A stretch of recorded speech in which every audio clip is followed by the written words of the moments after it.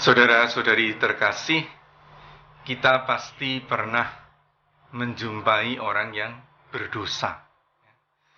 Lebih-lebih kalau dosanya itu berat.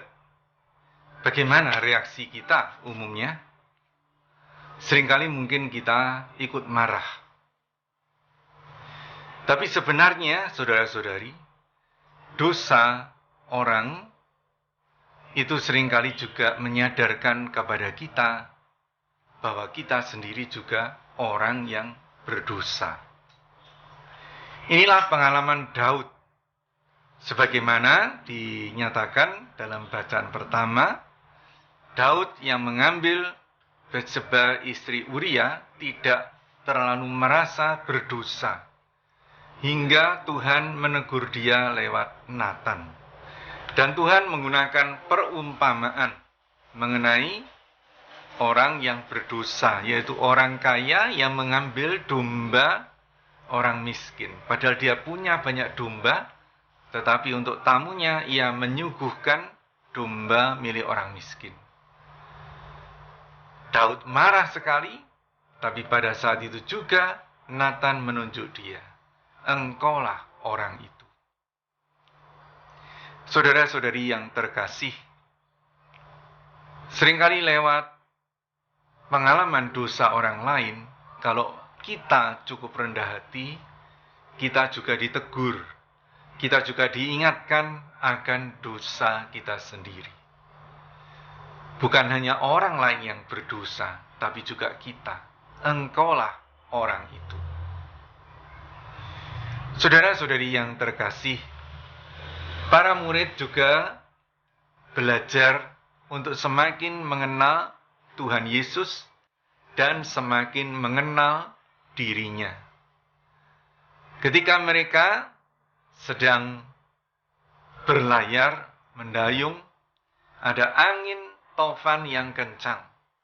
Dan Tuhan Yesus yang bersama dengan mereka enak-enak tidur. Sehingga mereka membangunkan Yesus. Tapi Yesus dengan tenang mengatakan supaya angin tofan itu tenang. Dan angin tofan itu sungguh menjadi tenang. Mereka semua terkejut melihat kuasa Tuhan yang begitu hebat bekerja lewat Tuhan Yesus.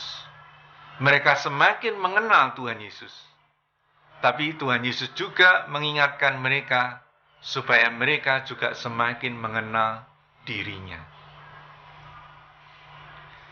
Tuhan Yesus ingin supaya mereka yang mungkin imannya hanya setengah-setengah, itu sungguh-sungguh percaya. Terutama percaya kepada Tuhan Yesus yang tidak pernah meninggalkan kita. Apakah kita juga mau melihat pengalaman-pengalaman hidup kita, pengalaman keselamatan Tuhan bagi kita, seperti halnya para murid yang menjumpai Tuhan Yesus. Hanya dengan demikian, saudara-saudara, kita pun, kepercayaan kita pun, dan kasih kita akan Tuhan dan kuasa-Nya akan diperteguh. Dan jika sudah diperteguh, kita juga akan berani menghadapi apapun. Mengapa kalian begitu takut? Mengapa tidak percaya?